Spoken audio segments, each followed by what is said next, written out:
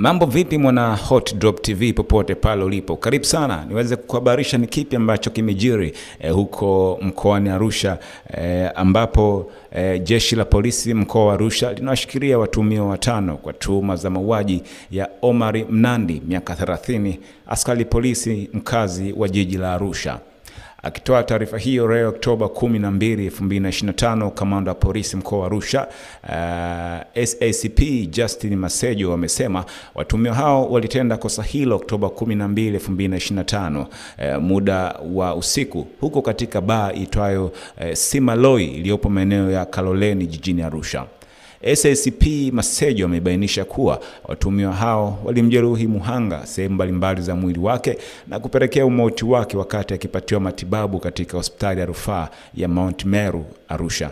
Aidha amesema uchunguzi wa awali umebaini kuwa chanzo cha tukio hilo ni baada ya Omar Mnandi ambaye ni marehemu kutokana na unywaji wa pombe ambao ulipelekea kukosea uhakika wa gari lake namba T 402 CNC na kuingia kwenye gari namba T 733 AXR la mmoja wa watuhumiwa hao na ndipo walianza kumshambulia. Jeshi la polisi mkoani humo limesema linakamilisha uchunguzi wa tukio hilo ili hatua nyingine za kisheria zifuatwe.